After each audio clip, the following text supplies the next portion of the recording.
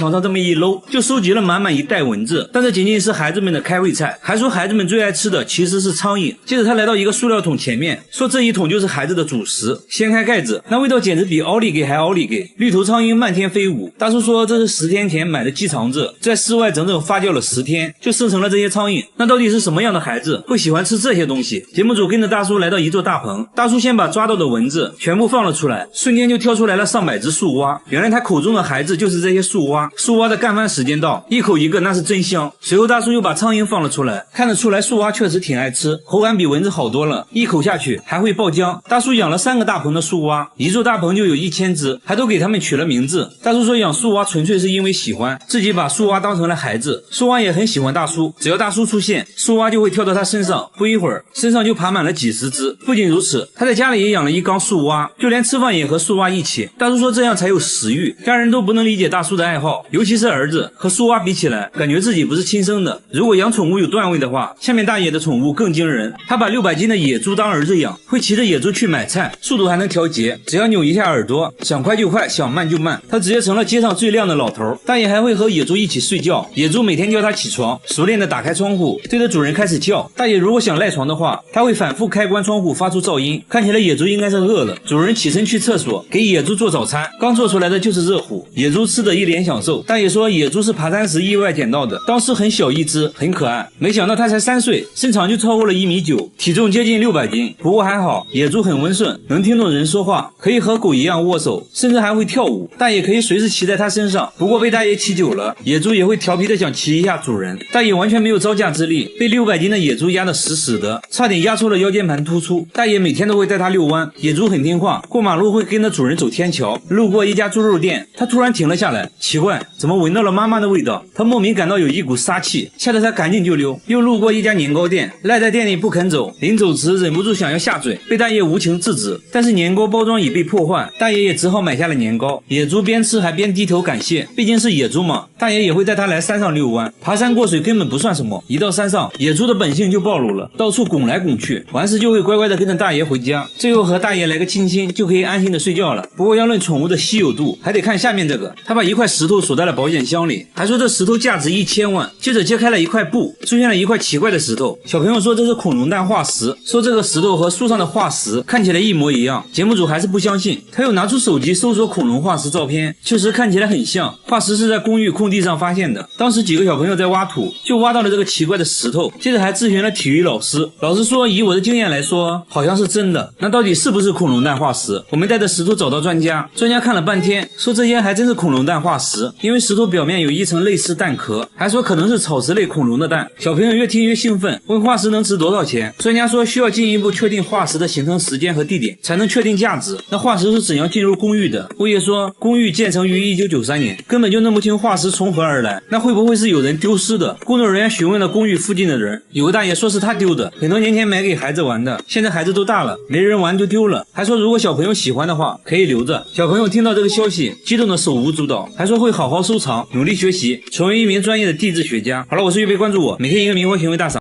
他50年收藏了4000多种可乐，现在拿在手上的是世界上第一款可乐，已经超过了100年，瓶盖都是用的木头塞子。很多人想喝的82年可乐，他这里多的是，什么造型的瓶子都有，全是脑洞大开的设计，从最胖的到最花里胡哨的都有，还有各种限量款的可乐，有的瓶子上都镶了钻石，还有奥运纪念可乐、美国队长可乐。他还收藏了很多可乐周边产品，就比如可乐主题的录音机，因为都是非常稀有的限量版，收集这些花掉了好几百万。节目组仔细数了数，足足有4000多种。大叔还说会一直收藏下去，要打破世界纪录。然而下面这个大爷的收藏能点燃你的心。大爷在涂口红，但其实这是打火机。他转身又吃起了饼干，其实还是个打火机。他30年收藏了6000只打火机，家里墙纸都是打火机做的，各种你意想不到的打火方式，看着是把锤子，其实是打火机。灯泡也是打火机，牛奶盒都能出火，螃蟹钳子喷火你能信？灭火器都能出火，这就离谱了。包包能打火，高跟鞋也可以，最小的和1元硬币差不多，小是小了点，但照样能打火。最大的就要用2只手抱着，要说是燃气灶我都信。最独特的要数下面这个，火焰可以分叉，这些火机来自全世界各地，这一款就是来自加拿大的牙刷火机，他每周都要挨个清理一次，打火机已经成了他的精神寄托。然而下面这个大叔的收藏也很费钱，他花100万收藏了5000部手机，全是你没见过的，有设计成香蕉玉米的，保龄球也是电话，超人都背着电话啊，来电就会蹦迪，还有来电就会吐丝的蜘蛛侠电话，易拉罐也是电话，连鞋底都能设计成电话，密密麻麻摆满了房间，地板上几乎没有下脚的地方。工作人员数了数，光客厅就有2000部，另一个房子更多，但大多都是智能手机，一共算下来有5000部，并且这些都安装了电话卡，都能正常使用。节目组随即拨打了几个，果然就接通了。他说每月光套餐费就得5万块钱，为此连周末都要去兼职。妻子也觉得这就是一个沉重的负担，考虑再三，他决定做出改变，把手机都卖掉了，还给儿子买了一屋子玩具。他终于想明白，亲情才是最值得收藏的。和他一样，下面这个人也喜欢收藏，只不过他只收藏座机，整个仓库摆满了座机，一共有3000多部，100多年前的古董电话都有。神奇的是，电话竟然还能使用，不过要像摇动手柄发电才能打电话。大叔演示了一遍，插上了一个什么模块，然后真就拨通了工作人员的手机，通话音质非常好，就好像穿越了一样，很神奇。大叔还打算开一个手机博物馆，把这些不常见的电话展出，供大家欣赏。然而下面这个大爷的收藏更有价值，他5年收集了3000万个烟头，每天都要去街上捡烟头，一天就要捡1万多支，捡满1箱就要封存起来。5年内收集了300多箱。晚饭后他又去捡烟头了，还说现在捡的最多。来到饭店门口，果然发现了很多，不一会儿就全部捡干净了，即使垃圾桶里的烟头也不放过。有人说经常看到他整晚都在街上捡烟头，下雨天也不例外，只要大爷出现的地方就绝对不会允许有烟头。那为啥大爷会痴迷于捡烟头？大爷说这样做的目的就是警告那些随意丢烟头的人，还说这样能让自己锻炼身体，感到非常快乐。和大爷有同样爱好的还有这只乌鸦，只要看到有人抽烟，他就会发起攻击，趁其不备直接一口夺下香烟，接着把香烟捣碎丢进垃圾桶。小哥说自己每次抽烟乌鸦都会出现，好像是针对自己一样。工作人员假装抽烟，看会不会遭到同样待遇。乌鸦仔细观察了一会儿，假装毫不在意的路过，突然一个箭步向前叼走了香烟，所以无论是谁只要抽烟就会成为他的目标。香烟到手，接着又用翅膀把烟弄灭。为啥他会有这种迷惑行为？专家认为他是想把香烟的气味涂抹到翅膀上来驱赶寄生虫而已，很多鸟类都会这样做。好吧，原来如此。好了，我是月贝，关注我，每天一个迷惑行为大赏。这位96岁的奶奶曾经死过，但又活了过来，不仅长出了黑头发，还长出了新牙。村民都曾参加过她的葬礼，而此刻她却在厨房做饭，看起来非常健康。她记得自己生病住院，但完全不记得自己死而复生的经历。面对节目组的质疑，老人的女儿说这一切都是真的，当时在医院里，母亲就停止了呼吸，我们连衣服和板板都为她准备好了。之后老太太突然开始咳嗽，慢慢的恢复了生命迹象，家人都感到很震惊，医生听说后也感到很惊讶。和老太太一样死而复生的还有下面这只狗狗，这是一只从坟墓里爬出来的狗，在它死后的第5天，自己一瘸一拐地爬回了家。主人看到它回来，头发都炸起来了，而且旺财后腿受了严重的伤，只能用前腿爬行。这一切要从5天前说起。那天主人在田里干活，旺财在马路上溜达，一个没注意就被过往的车碾压了。当主人赶过来的时候，旺财已经奄奄一息，没一会儿旺财就闭上了眼睛，停止了呼吸。主人非常伤心，然后邻居帮忙把旺财埋在了山上。但就在5天后，主人在院子里突然听到一声熟悉的狗叫，刚开始她以为自己幻听了，没太在意，但随后她老公也听到了狗叫声，于是他们朝声音的方向搜寻，最后在房子附近的沟里发现了旺财。主人感到很不可思议，邻居也很内疚，毕竟是自己误以为旺财死了才帮忙埋起来的。此时旺财的身体情况很差，宠物医生对他进行了全面检查，发现旺财后腿已经粉碎性骨折了。那么这种情况下，他是如何从半米深的坑里爬出来的？为此节目组邀请了动物行为专家，专家分析后说，当时掩埋旺财的土壤颗粒很大，还混合着很多杂草，使得空气能够流通，这很利于他爬出坟墓。破土而出的旺财就这样沿着回家的路一点点爬行，最后爬到了家附近的沟里，沟里面的水帮助他生存了4天，最终被主人在这里发现。随后医生给旺财做了骨折手术，手术很成功，骨头都恢复了原位，那就希望旺财早日康复。勇敢狗狗不怕困难，他们都是经历过死亡的。而下面这位是每天都会神秘消失，这个男人说他妈妈每天晚上都会神秘消失，于是节目组趁白天赶紧去见了他妈妈。哦，原来是小狗的妈妈。主人说每天晚上都看不到它，天亮了又会准时出现。主人只能再次把小白拴起来，问题是它一直被链子锁着，而且锁扣需要按压才能打开。小白无论如何都是无法挣脱锁链的。开锁专家也说，这种锁扣只有人才可以打开。专家认为是有人故意帮小白解开的，但是家里其他人都说没有帮小白解开过锁链。没办法，节目组决定安装摄像机，全程拍摄。刚开始一切正常，时间来到半夜2点13，突然一阵声响惊动了节目组，接着就发现小白已经消失了，狗窝里只剩下了狗宝宝。节目组赶紧查看录像，小白刚开始只是来回徘徊，突然在没有任何人帮助的情况下，锁扣就被打开了，接着小白就消失在漫漫黑夜里。为了解开谜团，节目组又邀请了动物专家，反复观看录像后，终于发现了问题。锁链是用一根电线制作的，当小白来回走动时，就会把锁链拧起来，利用巧劲别开了锁扣。刚开始的时候，小白可能意外打开了一次，慢慢的他就对开锁越来越熟练，毕竟没有困难的工作，只有勇敢的狗狗。现在问题又来了，小白为什么要选择晚上消失？专家通过分析后发现，原来小白消失是为了来后院吃狗粮。专家表示，小白是个尽职的母亲，她知道要想喂好孩子，自己就要保证营养，才会每天偷偷跑出来加餐。主人感到很内疚，决定以后在小白的狗粮里再多加上1盒罐头。最后我还有个疑问，为什么小白的2个孩子是不同的品种啊？知道的评论区说一下。好了，我是月贝，关注我，让我们一起走进科学。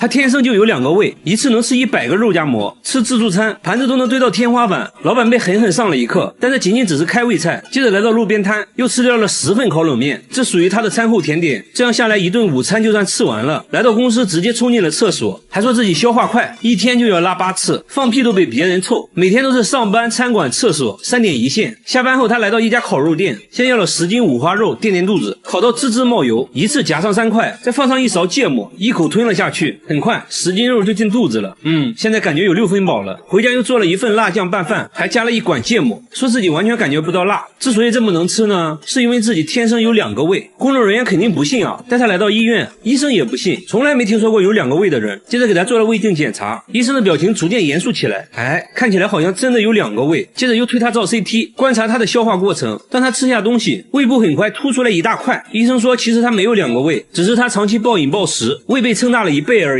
为了健康必须要控制饮食，小哥也表示会慢慢改变饮食习惯。之后他还做起了美食博主，给大家传递健康的饮食理念。和他一样，下面这个小哥从小就与众不同，他背上长了一颗巨大的黑痣，从脖子一直延续到后背，上面长满了毛发，又粗又硬。工作人员摸了摸，非常扎手。小哥说刚开始只是一个小黑点，慢慢的就长成了一大片，甚至腿上也长了大大小小的黑痣，走到哪都是别人议论的焦点，围观群众都看懵了。但小哥很大方，还主动让人摸摸看，满足他们的好奇心。小哥认为自己是独一无二的，不会刻意把黑痣隐藏起来，别人的指指点点小哥并不在意。然而小时候却不是这样的，上学时一直遭到同学的嘲笑，都说他是怪胎，还给他起了很多外号，这让他很自卑。老师一直鼓励他，既然无法改变现状，首先自己就要接纳不完美的自己，让内心充满正能量，不要在意别人异样的眼光。从那之后，他会大方展示自己的与众不同。妈妈说之前家里穷啊，没钱给儿子看病，错过了最佳治疗时间。不过呢，节目组就是大气，直接带小哥来到大医院，医生检查了半天，说因为黑痣一直在生长，现在要先确定黑痣是否病变。接着一番全面检查，医生给出的结论是可以慢慢的逐步去除黑痣。听到这话，小哥对生活更加充满希望。我觉得小哥是很值得我们学习的，保持乐观的心态最重要。然而下面这家人更神奇，他全身没有骨头，把手按在凳子上，他可以围着凳子转圈，正常人手臂只能转200度左右，他却能转360度，还说一点都不疼，圆规画圆都不用倒手，一气呵成，洗碗也变得很方便，还上过节目，主持人都看懵了。然而他其他部位却非常僵硬，脚踝能转动的幅度很小，把腿绷直，双手也够不到地面。他觉得自己手臂没有关节，所以才能旋转360度。为了搞清楚怎么回事，节目组带他来医院做了全面检查。医生说他的肩关节和肘关节活动范围比正常人要大，骨头并没有什么问题，而且这种技能好像还遗传，他女儿也能360度转动啊！不仅如此，他弟弟也有过人之处，弟弟天生就有个长舌头，足足有10厘米，舌头轻轻松松可以舔到鼻子，如果借助外力的话，甚至能够碰到眼睛。和朋友一对比，比朋友的舌头长2倍，吃酸奶都比别人吃得干净，酸奶底部被舔得干干净净，狗见了都流泪。那为什么会有这么长的舌头？医生检查过后说，一方面是有遗传原因，另一方面经过他长期训练，舌头附近的肌肉很发达，能很好的控制舌头，经过测量足足有10厘米，好像已经打破了世界纪录，真是奇奇怪怪的一家人。好了，我是月贝，关注我，每天一个迷惑行为大赏。老人死了15年，身体却没有腐烂，甚至散发出淡淡的清香，手指甲还在生长，连血管都清晰可见，甚至还长长出了黑头发。家人都认为奶奶并没有死，只是睡着了而已。他们会定期给奶奶剪指甲，每天还要给奶奶擦身体，单独给她做饭。看着成为一具干尸的老太太，节目组也震惊了。原来15年前奶奶突发疾病住院，在9天不吃不喝的情况下，竟然喷出了16斤便便，接着就断气了。奇怪的是，体温并没有下降，一直维持在36度，身体也不僵硬，除了没有气息外，没有任何去世的症状。家人把奶奶接到了家里，慢慢就变成了一具干尸。专家说，只有在极其干燥或者寒冷的地方才有可能形成干尸，然而当地的天气高温潮湿，这种环境下没有腐烂就很不科学。节目组觉得可能做了防腐处理，但家人却说并没有做过任何处理，还说奶奶有个特别的习惯，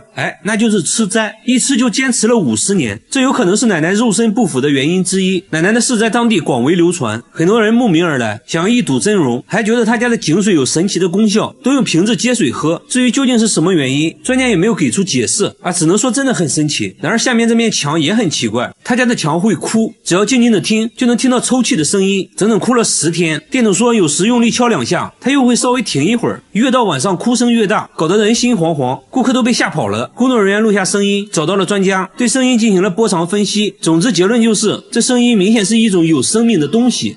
真是见了鬼了，难道墙是活的，它有心跳？大家才不信。店主请来了装修师傅，这师傅一来也不敢得罪这墙，大家鼓励了他好久才开始。现在墙上打了个洞，内窥镜往墙里一看，就看到了2只闪亮的眼睛，师傅被吓了一跳，仔细一看，原来是只小猫咪，墙上都是抓痕，看起来现在已经精疲力尽了。那它是怎么钻进去的？节目组检查了屋顶，猜测是通过屋檐下的缝隙钻进去的，在墙壁之间穿行时不慎跌落到了墙里面。店主说这只猫我见过，之前一直在我店门口转悠。店主决定明天拆墙救它，可第2天墙里一点动静没有，通过手机观察，里面空空如也，猫咪不见了。专家认为猫咪已经自己逃脱了，强大的求生欲让它克服了种种困难，最终爬了上来。几天后，小猫咪果然出现了。然而下面这家也发生了一件怪事，他家经常无缘无故的出现长头发，有长有短，最长的有2米，比他本人都高，有时出现在厕所，有时出现在卧室，拔一根自己的头发做对比，大小几乎一模一样。他觉得这就是人的头发，关键他家人都是短发，而且最近来家里的人也都是短发。一开始呢还误会了老公，以为是老公在外面带来的。这种现象呢是1周前开始出现的，老公当时在叠衣服，就发现了一根长头发，衣服是刚从烘干机里拿出来的，他赶紧查看烘干机，里面却干干净净，毛都没有。慢慢的头发出现了越来越频繁，看着吓人。房子呢是他们租的，刚住进来也没几个月，而且像这样的房子租金却很便宜，当时房主也是很着急的往外租，他们怀疑房子里发生过不好的事情，难不成真的有鬼？节目组带着毛发找到专家，专家看了半天，说从粗细大小上来看和头发确实很像，接着又在显微镜下观察，结果专家却说这并不是头发，那这到底是啥呢？专家说这就是裤子上的线头而已。接着妻子检查了衣服，果然在一件西装上抽出了一模一样的线头，长度也完全符合。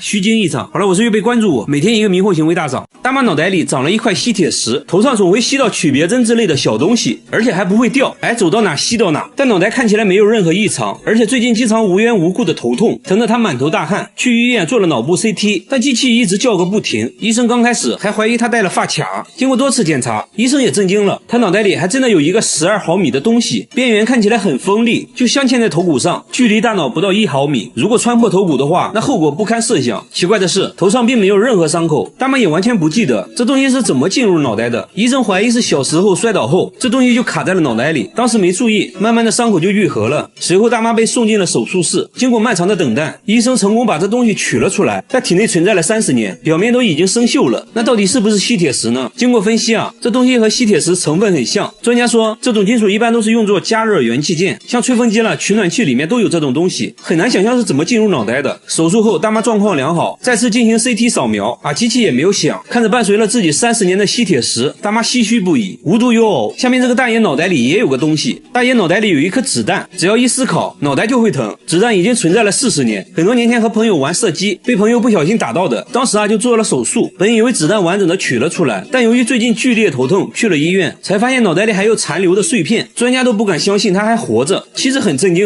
说一直以为丈夫脑袋都是浆糊，没想到还真差点成浆糊。但是现在有个棘手问题，子弹距离大脑关键区域只有3毫米，要想取出子弹，很有可能会造成更大的事故。由于暂时没有太大的问题，医生建议保守治疗，平时头痛的话可以吃点药。大爷也觉得本来子弹都在脑袋里待了40年了，也不差这几年了，对吧？和他一样，这个男人脑袋里有一颗螺丝钉，而且头上没有任何伤口，不记得怎么卡在里面面的。他说之前被椅子撞到了脑袋，当时血流不止，去医院做了脑部 CT， 才发现脑袋里有一个2厘米的东西。不过还好，这东西只停留在了头骨上，医生认为可能是螺丝钉，但五金店老板表示自己没见过这种螺丝钉。母亲也很震惊啊，说他小时候头上没有受过伤，和医生商议后决定立即开展手术。几个小时后，东西终于被取了出来，医生认为是雨伞的伞头，确实非常像。他也说小时候经常和小伙伴拿伞打着玩，可能无意间就卡在了脑袋里。不过现在他可以健康的生活了。要我说更奇葩的还要数下面这个大妈。大妈屁股上长了一块6厘米长的玻璃，玻璃已经存在了36年，她却毫无察觉，还说一点都不痛。直到一次健身的时候，突然屁股剧烈疼痛，检查过后才发现屁股里竟然有一块玻璃，玻璃距离肠道只有1厘米，剧烈运动或者稍有不慎都会伤到内脏，按说都会出现感染或者肿胀的情况，但大妈36年来没有任何症状。这就很奇怪了，那玻璃是如何进入身体的？大妈回忆说，年轻时有次不小心撞碎了玻璃门，当时就腿上扎了一个玻璃碎片，其他地方没感觉到疼，万万没想到屁股上还有一个，就这样存在了36年。下面这个男孩也很神奇，他从8岁就开始脱发，全身上下一根毛都没有，眉毛光秃秃的，下巴也干干净净，甚至连睫毛和鼻毛都没有。同学们嘲笑他是怪胎，这让他很自卑，不管去哪都要戴着帽子，连帽子后面的洞也要缝起来，永远坐在教室最后一排。他说走在街上感觉别人都在议论他，甚至患上了抑郁症，休学了1年，即使在家里也要戴着帽子。母亲说去过很多医院都没有治好，节目组带他找到毛发专家，检查了半天，终于在显微镜下发现了一根毛发。专家说这种情况是有可能治好的。听到这话，母亲激动的哭了，她也重新燃起了对生活的希望，决定不再在乎别人异样的眼光，别人爱说什么就说什么，那就祝他赶快自信起来吧。好了，我是月贝，关注我，每天一个迷惑行为大赏。大叔养了一屋的蚊子，竟然是为了给孩子吃。只见他用网兜在这一坨黑乎乎的东西就是用蚊子做成的肉饼，50万只蚊子才能做出一个，一口下去起码10万只，据说吃起来很像鱼肉。小哥尝了一口，反应一言难尽。每年一到雨季，非洲维多利亚湖就会出现数以万亿计的蚊子，所到之处就会形成一股黑色旋风，场面相当震撼，严重的时候可以说是遮天蔽日。这里的人看到却喜出望外，对他们来说蚊子再小也是肉，是每年不可多得的美食，简直就是天上掉馅饼。抓蚊子对他们来说完全没有挑战性，随便拿个锅碗瓢盆在空中挥一下，就能轻松捕获成千上万只，大人小孩都玩得不亦乐乎。收集到足够多的蚊子，就可以制作蚊子肉饼了。第一步，把蚊子捣成黏糊糊的一坨，像揉面一样揉成团，然后手工按压成肉饼的形状，按压力道是关键，会影响最终的口感。接着起锅烧油，一瞬间伴随着滋啦滋啦的声音，肉香四溢散开，煎到两面黢黑即可，里面熟不熟不重要，吃的就是这个原汁原味。你看隔壁小孩都馋哭了。据说蚊子饼吃起来很像鱼肉，因为蚊子主要生活在湖边，所以还会夹杂一丝海鲜味。煎炸属于常规做法，当地还有更加独特的烹煮做法，煮上满满一锅蚊子汤，一口浓汤下肚，别提多鲜了。摄像小哥不相信，决定尝一尝。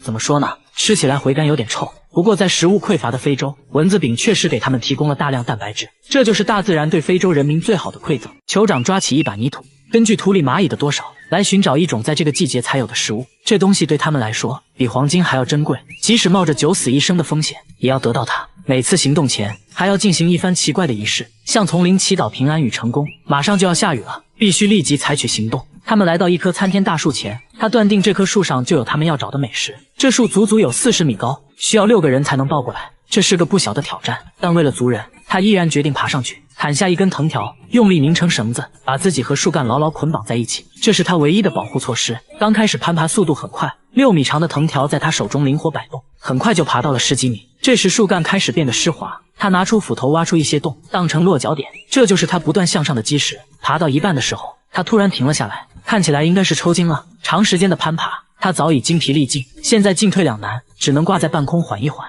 短暂休息后，看着妻儿期盼的眼神，他咬咬牙再次出发。他一鼓作气，树顶近在咫尺。与此同时，树下的搭档点燃了树叶，迅速把这堆树叶传送上去。这个是关键道具。树顶长满了苔藓，湿滑无比，在没有任何防护措施下，每一步都要小心翼翼，一旦失足肯定粉身碎骨。他拿着这捆树枝在树顶找了半天，来到一个树洞前，一边用浓烟熏烤洞口，一边用斧头砍。还没砍几下，斧头就沾上了一些神秘液体，他迫不及待品尝起来。看样子已经找到了，原来他们苦苦寻找的美食就是蜂蜜。当斧头沾上蜂蜜，就意味着快大功告成了。把洞口凿开，直接把手伸了进去，终于收获了第一块蜂巢。蜜蜂对他发起围攻，他也毫不在意，很快就装满了竹篮。蜂蜜对于他们来说异常珍贵，一点都不能浪费。他把手上残留的蜂蜜也刮进了竹篮，地上的妻儿已经在咽口水了。他赶紧把竹篮传递下去。从天而降的这一整筐蜂蜜，让翘首以盼的家人们感到欣喜。对于一直将昆虫、荷叶草作为主食的他们而言，只有这个季节才能吃到蜂蜜，因此倍感甜蜜。此刻他也可以尽情享受收获的喜悦。这就是巴雅卡族人跨越生死的一餐。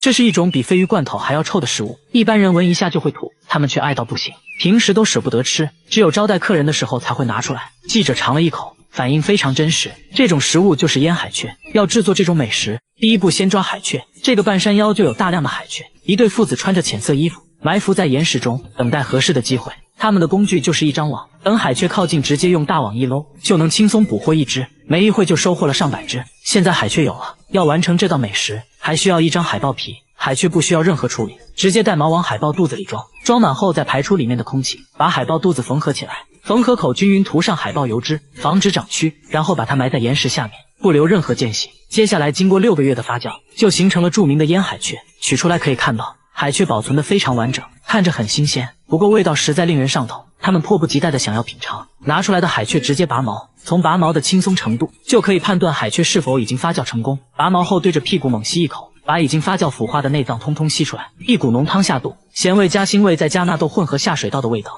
他们却吃得津津有味，越吸越上瘾，根本停不下来。他们甚至还说吃起来有点甜。记者忍不住尝了尝，说还可以接受，不是很臭。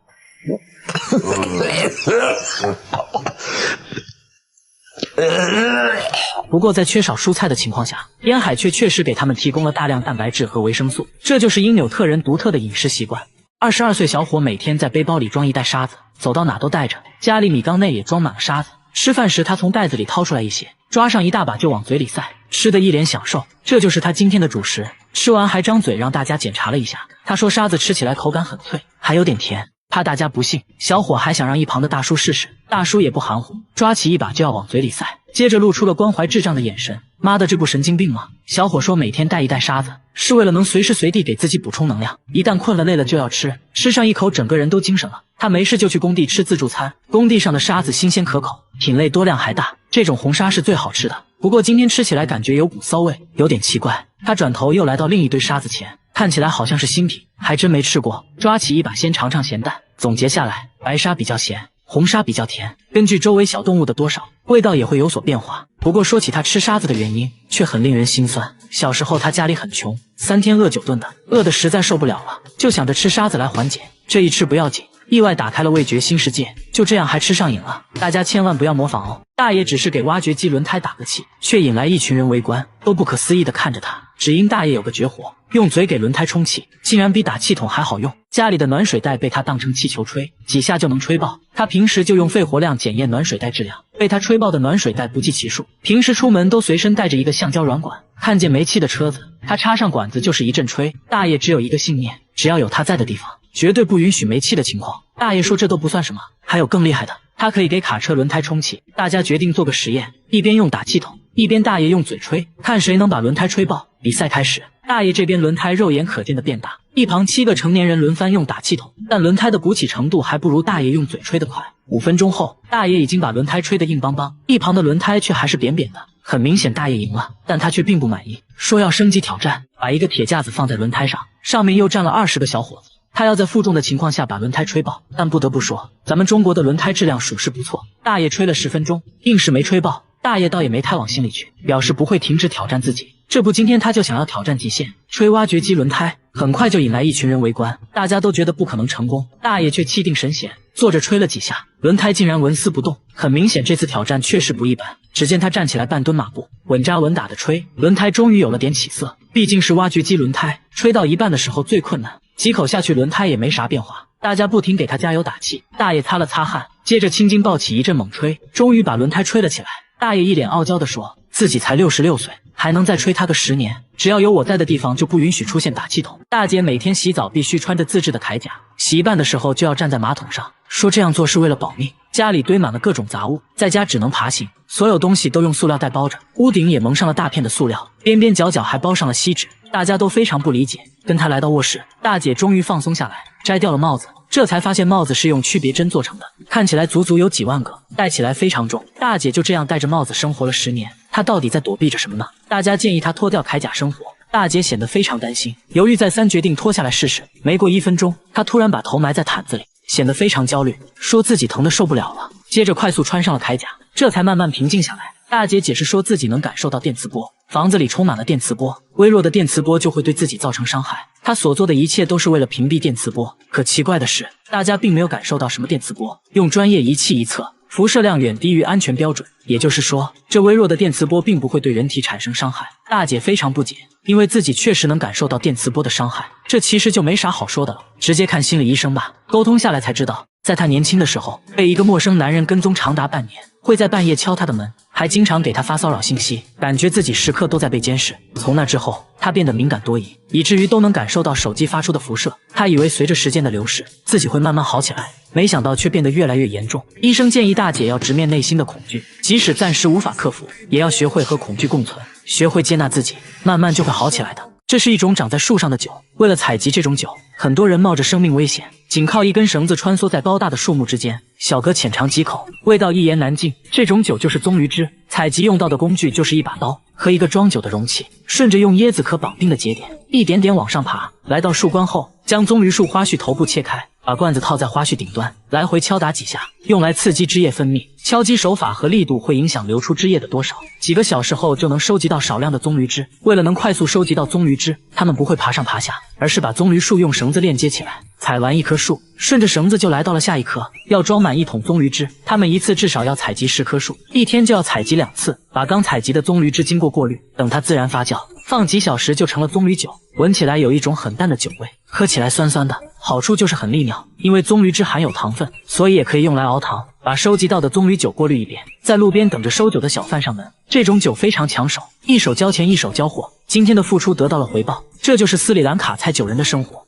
他家的房子会自己加热，室温常年64度，平底锅不开火就能煎鸡蛋，水龙头出来的也都是热水，墙纸都烧焦了，往墙上泼水会发出吱吱的声音，不小心碰到地板都能把手烫个水泡，工作人员踩一会儿就汗流浃背了。不仅如此，卧室的温度竟然达到了70度，这睡一觉还不就8分熟了，而且地暖早就关了，电源早就拔了，不可能是地暖问题，那会不会是电路问题造成的？节目组检查了所有电路，结果一切正常，有可能的因素都排除了，但还是找不到问题所在。大半日的根本睡不着啊，只能不停地往地板上泼水来降温。邻居们对此议论纷纷，有人说房子下面有温泉，还有人说房子下面是地狱之火。一时间关于他家的谣言越来越多，那到底是什么原因导致的？就在节目组测量外墙温度时，意外发现电表的温度非常高，这就很反常了。打开电表的瞬间就冒出了电火花，维修人员发现电表和配电盘之间没有断路器。另外他家房子不是混凝土结构，而是钢架结构，当电表短路时，整个房子都是导体，产生的热量会通过钢架传递到整个房子，所以才会出现超高温的现象。幸亏发现的早，不然煤气罐都有可能发生爆炸。维修人员找到了粘在一起的电线，换上了新的电表，一切恢复了正常，这下可以凉爽的睡个好觉了。然而下面大叔家里发生了更离奇的事，他家的墙会拉屎，每天早上就会出现满墙的便便，有长有短，最长的有25厘米。然而这条街上只有他家墙上会出现这种现象。你要说有小动物在地上拉屎可以理解，但是墙上是怎么拉上去的？有的位置比人都高，一般的小动物是做不到的。那会不会得罪了什么人？大叔说自己为人和善，从没和别人有过纷争，这种情况是半年前开始的。他还安装了监控，但一直没有拍到可疑人员，便便都是突然出现的。节目组请来专家，决定从便便入手。专家开始收集大便，他们要从便便里提取 DNA 来确定到底是什么物种的粪便。节目组也没闲着，架起了多个摄像机，全方位监控这条街。一夜过去了，便便再次出现，查看录像可以清晰的看到便便是从天而降的，没有拍到任何生物，这就很惊悚了。这时便便的分析结果也出来了，专家说是人类的粪便，而且还是女人的。那现在好办了，只要是人为的就一定可以拍到它。节目组安装了更多的摄像机，一夜过去了，果然有收获。录像显示便便是从他家对面飞出来的，还拍到了始作俑者是一个满头白发的人。大叔看到都懵了，说这是他家对过的邻居，名声很好的，从来没想过是他们做的。节目组拜访了邻居，老人说自己妻子有老年痴呆症，不知道妻子的这种迷惑行为，表示很不好意思，说可以帮忙打扫，以后会看住妻子，不会让她乱丢便便。大叔也很无奈啊，说本来想找到人要点赔偿的，想想还是算了吧，最后表示可以理解，以后不再出现这种事就更好了。然而下面餐厅遇到了更灵异的事，这家餐厅的橡胶手套每天晚上都会被撕得粉碎，形状非常不规则，看起来不像是人为的，好像有什么东西可以让它瞬间分解。店主说这种情况已经持续2周了，非常诡异，想想就起鸡皮疙瘩，以至于早上开门都不敢一个人进去，等员工到齐后才敢进入。来到后厨一看，手套又被撕成了碎片。员工分析，如果是动物的话，肯定会找东西吃，不会没事撕手套的。但是房间的食物并没有少，那会不会是人？工作人员试了下，根本撕不开，即使用剪刀也做不出这种粉碎的效果。店主想到了一个方法，下班前把面粉撒在地板上，等明天看看有没有脚印就完事了。节目组也架起了摄像机全程记录。第二天一早，诡异的事情发生了，手套又被撕成了碎片，然而一个脚印也没有。查看录像后发现，手套竟然是自己慢慢分解的，完全没有任何外力的作用，自己就裂开了，这很不科学。难道真的遇见鬼了？节目组找到专家仔细观察录像后说，手套应该是被臭氧破坏的。餐厅一般会用臭氧消毒，臭氧有很强的氧化性，可以轻松氧化手套中的分子结构。至于为什么只发生在晚上，是因为白天一直通风，但是晚上臭氧就聚集在一起了，浓度高了就可以腐蚀手套。为此专家还做了个实验，密闭空间内臭氧很快就把手套分解了。至此真相大白，一切只是个化学反应而已，只要晚上也把通风打开，就可以解决这个灵异事件了。好了，我是岳飞，关注我，每天一个迷惑行为大赏。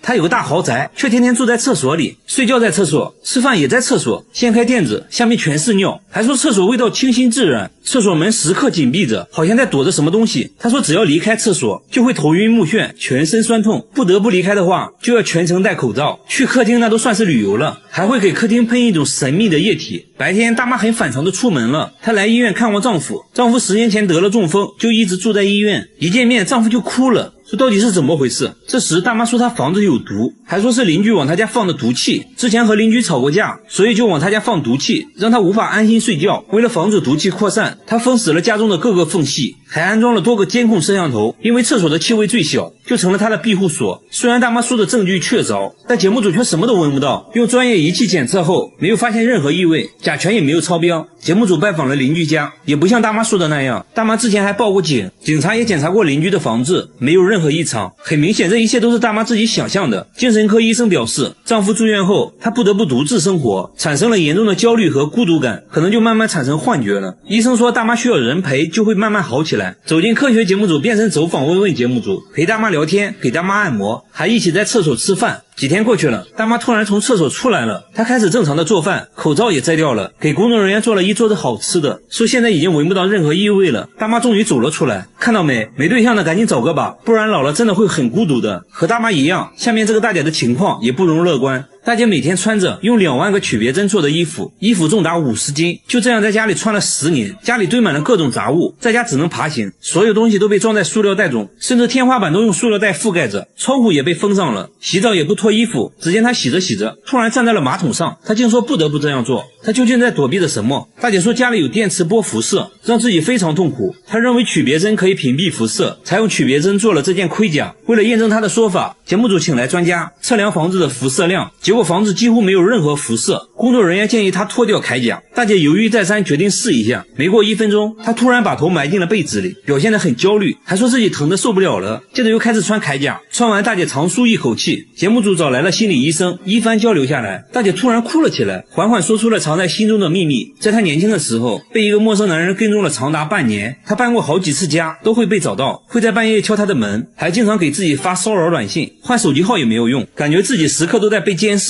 从那之后，她变得非常敏感多疑，以至于能感觉到手机发出的辐射。她以为随着时间的流逝，自己会慢慢好起来，没想到却变得越来越严重。医生建议大姐不要逃避，要直面内心的恐惧，即使暂时无法克服，也要学会和恐惧共存，学会接纳自己。和大姐有相似打扮的还有下面这位大叔，大叔的口罩是用沥青做的，衣服上也涂满了沥青，还说自己不能暴露在阳光下。他家里也非常昏暗，没有任何一盏灯，插头都被拔了下来，即使是一个信号指示灯都会被他用黑色胶带盖上。电视也被大叔故意砸坏了，家里所有的电器都处于失灵状态，唯一有用的就是电脑，但用电脑之前必须全副武装，最多只能使用3分钟，不然身体就会疼痛难忍。他还去过很多医院，医生都说他身体很健康。说话间他突然紧张起来，紧紧盯着100米开外的一辆汽车，戴上了口罩和帽子，还说是为了安全。他究竟在躲避着什么？大叔说这一切都是因为这个信号塔，以前他就住在这个信号塔下面。他说附近的辐射很严重，只要一靠近，心脏就会剧烈疼痛。大叔解释说自己对辐射很敏感，一点点辐射就会对自己产生伤害，为此才戴粒径口罩来躲避辐射。可信号塔附近的邻居却说并没有感受到任何异常。专家也解释说，信号塔只会以水平方式发送信号，并不会对塔下的人产生过量辐射。工作人员还用专业设备检测了屋内的辐射量，结果远远低于安全标准，不会对人体造成伤害。既然大叔说自己能感受到辐射，那给他做个测试好了。给大叔戴上眼罩后，让他判断面前电脑的开关机状态，结果测试7次，错了5次。很明显了，大叔的问题只是心理问题。要想治愈心理问题的话，第一步就是要面对恐惧。他找到心理医生咨询，原来大叔做生意亏了很多钱，家庭也破裂了，巨大的压力让他产生了幻觉。一番沟通下来，大叔决定不再逃避，直面内心的恐惧，勇敢面对生活。加油吧，大叔！好了，我是岳贝，关注我，每天一个迷惑行为大赏。他肩膀上出现了一只诡异的手，像是一个婴儿趴在了背上。关键他家就一个孩子啊，左边露出的脚是自己的，旁边看起来根本就没有人。然而诡异的照片不止这一张。丈夫说之前在车里给孩子拍照，车窗上也出现过一个奇怪的影子，有胳膊有腿的，看起来很像人。当时连续拍了2张照片，奇怪的是第2张照片上影子又神秘消失了。刚开始以为是窗户脏了，但车是刚洗完的，完全没理由啊。节目组找到专家，通过分析照片信息，专家不认为这是灵异事件，给照片调个色就可以看出来，影子有一圈明显的线条。专家认为是之前车窗上的贴纸留下的印记，虽然肉眼看不出来，但手机是可以拍出印记的。为了验证这个说法，节目组找来了同款车型，往车窗贴上蜘蛛侠贴纸，然后在烈日下暴晒6小时，完事后揭去贴纸，车窗还是干干净净的，即使用背景布遮住，肉眼也看不出任何印记。接下来用手机对着车窗拍照，果然拍到了贴纸留下的印记。至此影子的谜底揭开了，那肩膀上的手又如何解释？专家仔细观察后发现，大腿旁边凸出来一个三角形的东西，像是裙子之类的衣角。他推测当时后面可能有一个1.2米左右的女孩，正好举了手，由于视线遮挡，拍出来的就只有一只手而已。节目组还原了当时的场景，等女孩走到婴儿车后面时，拍出的照片果然只看到了一只手。至此真相大白，一切都是虚惊一场。有相似经历的还有下面这家人。他家客厅窗户上出现了一张脸，看起来像是梳着双马尾的老太太，死死地盯着一家人。窗户对面就是墙，不可能是对面反射过来的，而且他家在3楼，一般的老太太是上不来的。当时只有丈夫一人在客厅整理玩具，完事后对着玩具拍照，第2天欣赏照片时就发现了这张脸，看着非常诡异。随后对着窗户又拍了很多照片，但是那张脸没再出现过。丈夫一口咬定那不是人啊，不是人，那是什么？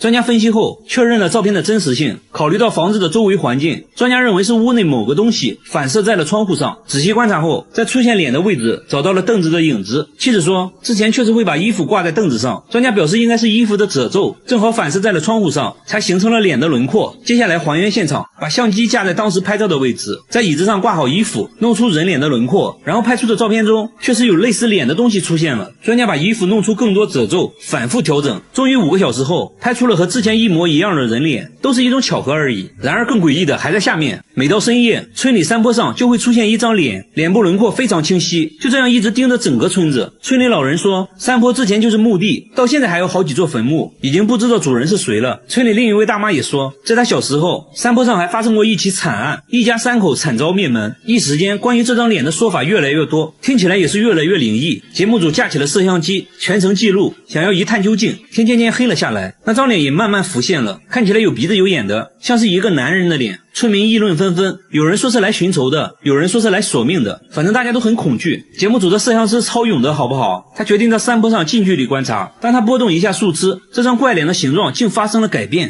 摄像师差点笑了出来，说山坡上的树被路灯反射后就会形成对称的阴影，看起来就像是眼睛，而树干看起来就好像鼻子，周围的藤蔓就成了脸的轮廓，一切都是错觉而已。得知真相的村民表示，哎，你别说，现在看起来还挺可爱的。还有人说现在看起来像企鹅，这就很尴尬了。说实话，我看这种灵异事件都是笑着看完的，希望你看完也能开心。好了，我是岳贝，关注我，每天一个迷惑行为大赏。他后背上竟然长了一个脑袋，还变得越来越大，摸起来那软软的，感觉里面好像有东西在动，但谁都不知道里面到底是个什么东西。然而医生的一句话让所有人大惊失色，直到最后把脑袋切开，才看见他的真面目。大叔说自从多了一个脑袋，感觉自己变聪明了很多，但常常感觉后背有虫子乱钻，手臂和脖子还经常会失去知觉，心里呢会产生2种不同的声音，分别控制自己，常常会产生邪恶的念头。他怕以后无法控制自己，真的做出什么不好的事，所以呢赶紧找到了医生，来了个线上会诊。让他把衣服脱掉。这东西的个头属实把医生吓了一跳。他说这东西已经长了23年。有一次呢，在野外洗澡，过了没几天就长出了这东西。刚开始呢和葡萄差不多大小，慢慢就变成了这样。会诊过程中，他突然开始胡言乱语，还奇怪的大笑，看着呢根本不受控制的样子。医生顿感不妙，怀疑是洗澡时感染了食脑虫。当食脑虫侵入体内，会一点点啃食神经组织，患者就会出现头痛、恶心、四肢麻木的症状。由于肿块紧靠着脑袋，医生怀疑食脑虫已经侵入了大脑，情绪控制相关的大脑区域已经受到了干扰，大叔才会出现幻觉、精神错乱等症状。一旦食脑虫开始啃食视神经，那他将会有失明的可能。现在必须要尽快进行手术，看看这个脑袋里到底有什么。医生还想问一些关键的信息，但大叔依然不停地胡言乱语。这时，大叔的儿子走了过来，医生赶紧让儿子把他控制住。等大叔稳定下来后，赶紧送来医院。隔天，大叔来到医院进行手术，医生经过细致的计划和准备，手术就开始了。把脑袋割开后，接着就流出了一坨白花花的东西，看着非常像奶油。不过还好，医生并没有发现食脑虫，看起来只是普通的脂肪瘤而已。处理完毕，缝合伤口，慢慢的就可以康复了。这个公寓的住户凌晨4点必须起床，然后捂着耳朵站在墙角，也并不是他们想起床，而是被一个怪声吵醒的。每到凌晨4点，整个公寓就会传来敲门声，有时声音又像小孩在楼顶玩玻璃球的声音。物业也试图找到声音来源，关闭了所有能产生噪音的设备，但声音仍然存在。现在反而变本加厉，什么奇怪的声音都会出现，公寓住户都被搞得精神崩溃。这个大妈就受不了了，长期折磨让她患上了神经衰弱，现在只能在外面租房住。大家偷偷安装了监控，想看看到底有多夸张。一到凌晨4点，震耳欲聋的声音把摄像小哥都吓一跳，噪音高达90分贝。要知道地铁站的噪音才81分贝而已。大家发现用铁锤敲打瓷砖的声音和这怪声很像，怀疑是有人故意这样做的。到底是什么人会一直制造这种声音呢？犯罪心理学家表示，半夜发出这种声音能影响人们的生活，这可以让他内心得到莫大的满足。这种人就是心理变态。大家决定找到这个罪魁祸首，准备了10多台监控，蹲守在大楼各个角落。结果几天下来，这怪声突然神秘消失了。大家猜测，这个制造噪音的人已经害怕了，其实没必要再调查了。1个月后，节目组回访，物业表示自从节目组开始调查后，声音就没再出现过。这下大家都能安心睡觉了。他对着家里的窗户连续拍了5个小时的照片，只为拍到一个熟悉又恐怖的东西。一家人最近被这东西搞得心神不宁。你可以想象一下，他家住3楼，最近却出现一个梳着双马尾的老太婆，趴在窗户死死盯着一家人，就问你怕不怕？这鬼脸是偶然拍到的，一开始以为是窗边玩具印上去的，放大后一看不对劲，越看越像人脸，更像是一个面目狰狞的老太婆，这把他看得头皮发麻。紧接着对着窗户又拍了几张，结果照片里神秘的老太婆又消失了。你就说怪不怪吧？关键这是3楼啊，一般人根本就上不来。他觉得这根本就不是人，赶紧拿着这鬼照片找到专家。专家对照片进行数据分析，结论是这鬼脸是真实存在的，并不是 PS 的。但专家并不认为是灵异事件，他认为是室内物体反射产生的阴影而已。仔细观察后，发现鬼脸旁边有椅子的影子，猜测这鬼脸应该是挂在椅子上的衣服反射形成的。紧接着专家开始了测试，在椅子上挂好衣服，对着窗户拍照，拍到的照片上果然出现了一些轮廓，但并不像人脸。专家继续摆弄衣服，尽可能的弄出更多褶皱，就这样一直拍照测试了5个小时，终于拍出了之前的鬼脸。所以这就是一种巧合而已。他在厕所偷偷安了监控，正对着马桶和面盆，看到了让人哭笑不得的一幕。晚上等一家人睡着后，厕所就会传来咕呱咕呱的怪声，打开灯却什么都没有，窗户都安装了防盗窗，根本不可能有东西能进来。这怪异现象搞得一家人精神崩溃，半夜都不敢上厕所。有次主人半夜实在尿急，蹑手蹑脚的来到厕所门口，就看到一个小黑点闪过，从面盆一水孔钻了进去。这下主人更怕了，拿着录到的声音求助专家。专家一听却笑了，给他出了一招，在水龙头上绑一条面包虫，把这东西调出来。主人壮着胆子乖乖照做，完事只需要守着监控静静等待。没一会，厕所就传来了一声咕呱的叫声，只见有个黑黑的东西在众目睽睽之下从面盆里钻了上来。仔细一看，竟然是只树蛙。难道一直发出怪声的就是它？树蛙对着面包虫若有所思，也不知道在想什么，接着一口吞了。没成想虫子绑得太紧，尝试了几次都没吃到，又灰溜溜地钻进了面盆。关键他家在9楼，这树蛙是怎么爬上来的呢？虽然树蛙会爬墙，但靠他自己是不可能爬到9楼的。楼上楼下的邻居都问过了，也没人养树蛙。专家研究半天，说树蛙只可能是从外面人为带回来的。问了一圈，主人说前段时间从乡下拿回来很多白菜，准备做泡菜。专家一拍脑袋，说树蛙很可能就藏在了白菜里，阴差阳错就蹦到了面盆里。现在重要的是赶快把它解救出来。把面盆拆下来，刚切开一个洞，树蛙就跳了出来，小小的一只，非常可爱。大家决定先暂时把它养在家里，等春暖花开时再让它回归自然。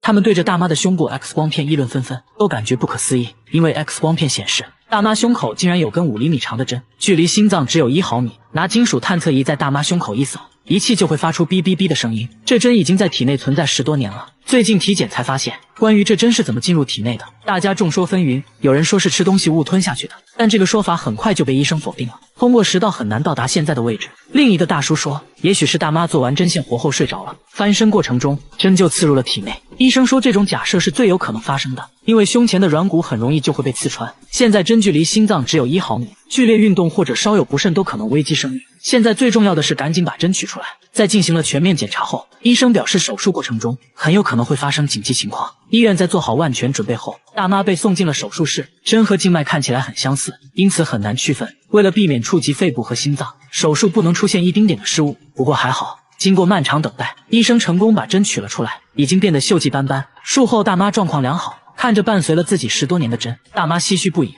她当着医生的面，用随身携带的铁锤疯狂敲自己，边敲还边笑，敲完肩膀敲膝盖，这可是一把货真价实的铁锤啊！大叔每天就用塑料袋装着随身携带，一有时间就哐哐往身上敲，即使在门外也能听到敲打声。敲完膝盖敲肚子，敲完肚子敲敲胸，顺便敲敲胳肢窝，接着敲下巴和上巴，最后敲敲脑壳，从下往上敲了一遍。他说一点都不痛，甚至还挺爽。摄像小哥试了试，差点是试。大叔给自己这套按摩手法取名锤子疗法，说自己一身腱子肉就是这么敲出来的。锤子疗法还可以燃烧腹部脂肪，8块腹肌也是这么来的。这么看来好像真的有用，但不管怎样，大叔已经收获了一批小迷妹。这些处在更年期的小迷妹都觉得锤子疗法能消除疼痛、缓解疲劳，总之非常有用。关键还都觉得大叔很帅，但当他脱掉上衣，脊椎都被敲得通红，长了厚厚的老茧。来医院检查，发现大叔有颈椎间盘突出的问题，这是怎么回事呢？明明敲打后很舒服吗？怕医生不信，当面拿铁锤哐哐敲了起来。敲完上面敲下面，医生表示锤子疗法确实帮助他锻炼了手臂肌肉，但不建议继续做，很可能会加重颈椎间盘突出的问题。听了医生的话，大叔回家就把铁锤换成了按摩椅，笑嘻嘻地表示自己主打一个听劝，大家千万不要模仿哦。被母蚊子咬一口到底有多恐怖？这相当于往身上插了6把刀，他们对着伤口边吸血边吐口水，甚至还不停拉屎。下面就来看看蚊子恐怖的吸血过程。当你刚闭上眼睛，蚊子就悄悄飞到你身边，找到最容易下嘴的地方，直接就是一口老痰，进行局部麻醉。蚊子的细长嘴巴被称为口器，不到1毫米的口器竟然藏了6根针，它们各司其职。当蚊子开始吸血时，先用2根锯齿针割开表皮最外面的一层，它们非常锋利，你几乎感觉不到它的存在。2根刺血针帮忙寻找人体血管，找到血管，蚊子并不会马上就吸，而是先注射一种含酶的唾液，防止血液凝结，使血液能被顺畅吸入，然后就开始了干饭。蚊子一次可以摄入体重2到3倍的血液，为了能尽量多吸食血液，蚊子会把消化器官中的食物残渣尽量排空。它们就这样一边吐一边吃一边拉，从蚊子落到皮肤上直至吸饱，总过程约2分钟左右。就在它吸血的过程中，顺便把病毒也带到血液里，导致每年大量人死亡，蚊子也就成了世界上最致命的昆虫。其实吸血的都是母蚊子，公蚊子的口气没有母蚊子发达，也就能吸一吸花蜜之类的。蚊子叮咬后出现的发痒肿块，其实是我们自身免疫系统处理蚊子唾液产生的。也就是说，让我们长出大肿包的其实不是蚊子，而是我们积极干活的免疫系统。如果你身上有些肿块特别大特别痒，那么很可能遇到了新手蚊子，它们寻找血管的技术生疏，吐的口水比较多导致的。希望大家都能遇到专业点的蚊子，毕竟肿块能小一点。这是一种比鲱鱼罐头还要臭的食物，一般人闻一下就会吐，他们却爱到不行，平时都舍不得吃，只有招待客人的时候才会拿出来。小姐姐尝了一口，反应非常真实，这种食物就是蓝纹奶酪。这家意大利工厂仍然使用古法制作，能动手的尽量手动完成。每天早上农场会送来新鲜牛奶，一开始就要把凝乳酶和霉菌加入牛奶中，大约20分钟内牛奶就会变成凝乳，看起来像一个巨大的豆腐脑。工人用特制的工具把它分割成小块，把切好的小块装进圆形模具中，每个桶都有编号，这相当于他的身份证。接着把模具放置在温暖潮湿的环境中，每天都要来回翻转4次，来帮助凝乳沉淀。静止1夜后，奶酪成型开始腌制，机器会在奶酪表面均匀撒上一层盐，随后再次送入储藏室。储藏室里温暖潮湿，这有利于奶酪中霉菌活动。质检员会随机检查发酵情况，一般经过3天左右，就需要把它们转移到冷藏室。在这里，每一块奶酪都要被扎上白针，这是为了让氧气进入奶酪内部，使其长出标志性的蓝色纹理。时间是制作这道美食的关键，根据口感的不同，奶酪要在冷藏室待上2到3个月，直到表面发霉变臭。质检员把洛阳铲插入奶酪，轻轻转动就可以把内部的奶酪带出来，通过气味和口感来判断奶酪是否发酵完成。2个月的蓝纹奶酪还比较柔软，味道类似3天没洗的臭袜子。一般人都比较容易接受。放置3个月的奶酪就已经变得很硬了，内部的蓝色纹理清晰可见，味道也抽得很正宗。记者忍不住尝了一口。成熟的蓝纹奶酪是高档餐厅必不可少的美食，吃面的时候来上一点，臭烘的得劲。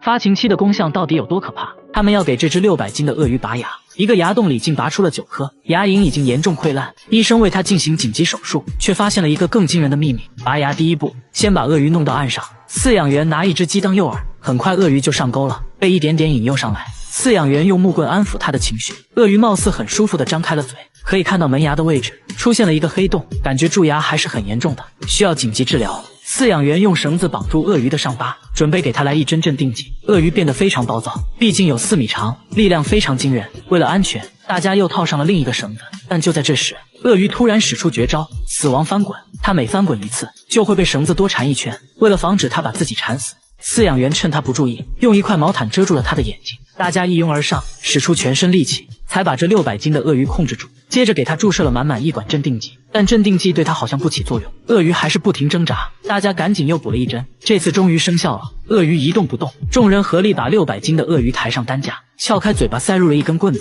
这下就可以仔细观察牙齿状况了。看起来并不是简单蛀牙，里面出现了很多牙齿碎片，牙龈都已经开始溃烂。医生猜测，这可能是由于长了智齿导致的，因为没有足够的生长空间，智齿就把正常牙齿顶到了一旁，慢慢就坏掉了，成了大小不一的碎片。接着用工具挖呀挖呀挖，终于挖出了第1块牙齿碎片，很轻松就拔了下来。不一会用镊子又夹出来1块，紧接着第3块也出来了，一个比一个大。饲养员都震惊了，从没见过这么奇葩的情况。很快医生就从牙洞中取出来9块牙齿碎片，但这还远远没有结束。医生发现在这个牙洞底部竟同时长出了2颗新牙，现在必须要去掉一个。医生用钳子拔了半天，拔掉了一个3厘米长的新牙，现在剩下的一个很快就能长成健康的门牙。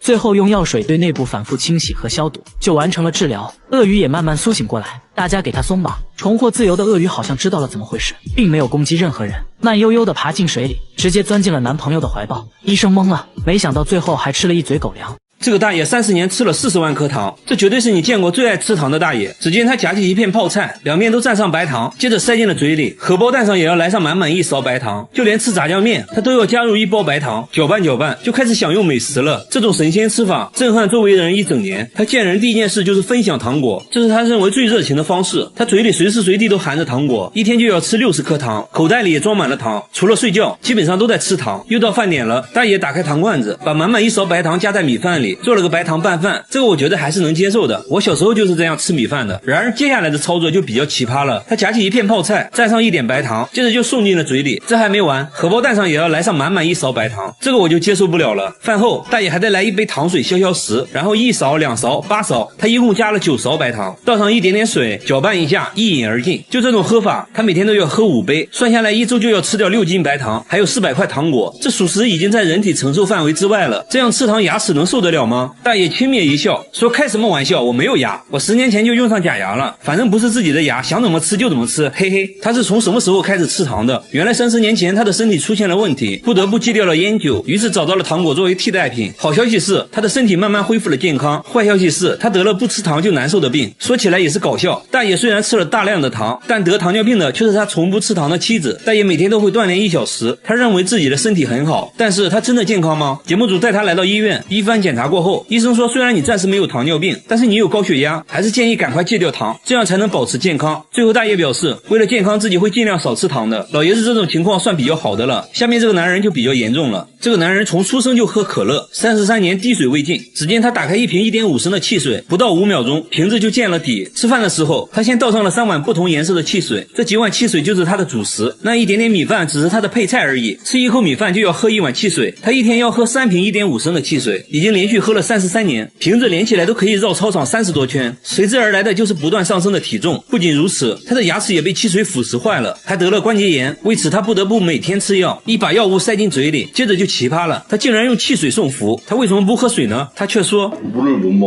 听到这种回答，节目组觉得很搞笑，怎么可能呢？每个人都可以喝水啊！为了解答疑惑，他决定现场演示，一口矿泉水下肚，紧接着而且他头上也渗出了汗珠，看起来好像是真的不能喝水。他说只要喝水肚子就会痛，真是奇了怪了。原来他小时候得过一场重病，做完手术后，母亲给他准备了很多食物，但他自己什么都吃不下，只能喝一点汽水。从那以后就开始喝汽水了。母亲起初对儿子很心疼，于是放任他不停地喝汽水，没想到最后却沉迷于汽水，无法自拔了。接下来按照惯例，他被带到医院做检查，首先确定的是他的牙齿都成了蛀牙，需要尽快治疗。在经过各项检查后，医生说他现在的骨骼年龄已经相当于70多岁的老人了，而且他的关节问题更严重，有些关节已经粘在了一起。医生建议他必须停止喝汽水。至于他为什么喝水就会肚子疼，心理医生认为可能是小时候的手术或者当时服用的药物引起了一些副作用，但更多的还是心理作用。几天后，节目组做了个回访，发现他家里已经看不到汽水的踪迹了。他说自己已经把汽水都扔掉了，现在每天都吃蔬菜，用新鲜果汁代替了汽水，希望可以赶快恢复健康。仔细看，他家卧室的墙上居然会不停的出血，即使擦干后还是会有红色液体不停的渗出来，而且只有靠着床的这面墙会出现这种现象。把渗出部位打开后，可以看到红色液体是从墙体内部渗出来的，内部还填充了保温材料。主人说这种情况是2周前开始出现的，那天早上起来就发现墙壁出现一个硬币大小的红色斑点，他怀疑是身上的伤口印上去的，但是他根本就没有受伤，这就很奇怪了。他也没太在意，继续上班。下班后，他发现红色斑点越来越多，用刀子把墙纸割开后，里面就开始渗出红色液体，这多少有点恐怖了，该不会里面有什么不干净的东西吧？随后节目组在渗漏处贴上纸巾，用摄像机全程记录，没一会儿干净的纸巾上就出现了红色液体，会不会有猫咪之类的卡在了里面？但主人说应该不会，墙里面没有任何空间，墙体厚度也就10多公分，为了保暖，他们还填充了保温泡沫。更蹊跷的是，随着红色液体的出现，他父亲的身体变得很差，自己也发生了一些怪事。为了搞清楚怎么一回事，节目组找到了专业的装修师傅，师傅也觉得很奇怪，从来没见过这种情况，于是他决定上门一探究竟。一番检查下来，师傅决定揭开墙纸，瞬间一大片红色印记出现，这到底是什么东西？师傅看着红色液体陷入沉思，经过漫长的等待后，他终于讲话了。 벽에 코팅을 해주는 본드제 역할을 해주는 습기 차거나 시간이 오래될수록 색깔이 더 빨개져요. 至于墙壁里为什么会出现水分，是因为3个月前外墙被拆除了一层，无法阻挡冷空气，导致墙壁凝结了很多水珠。至此真相大白，一切都是虚惊一场。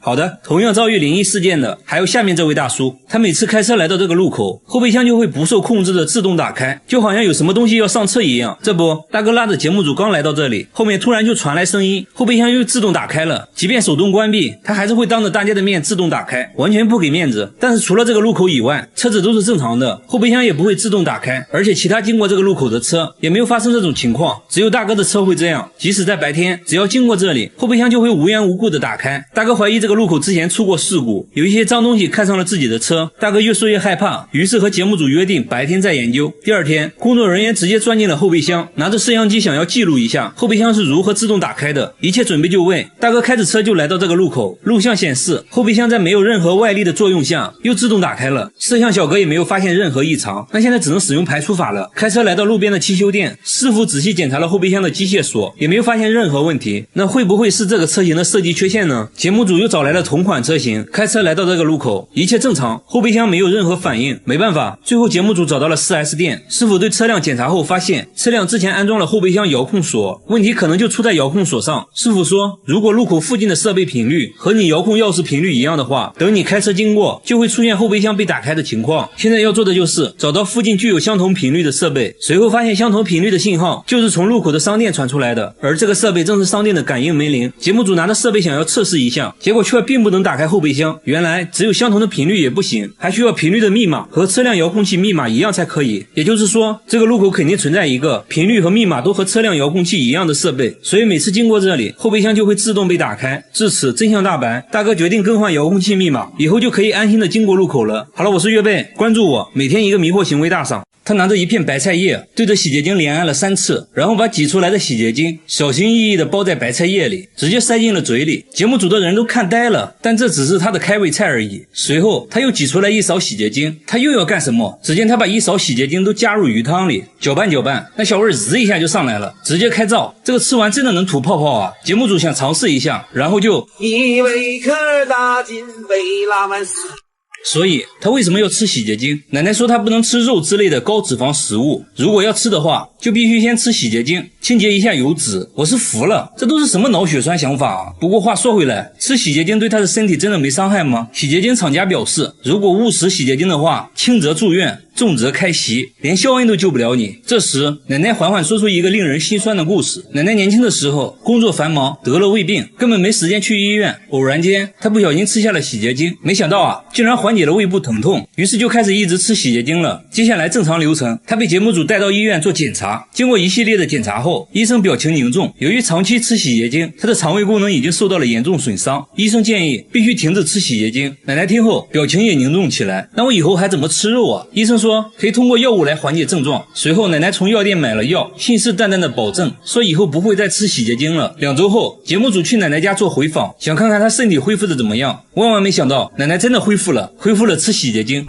没办法，节目组又给奶奶进行了一番科普，让她用药代替洗洁精。1个月后，节目组再次回访，这次奶奶露出了笑容，说她现在已经习惯吃药了，不再吃洗洁精了。为了庆祝奶奶戒掉洗洁精，节目组准备了一份炸鸡，现在她可以放心的吃肉了。话说，这位奶奶年龄小，不懂事，乱吃也就算了，但是下面这位81岁的奶奶就过分了。81岁的奶奶把眼药膏挤在勺子上，先喝口温水，然后就把眼药膏送进了嘴里，随后又取出假牙，牙槽里也要挤上满满一条，完事再戴起来。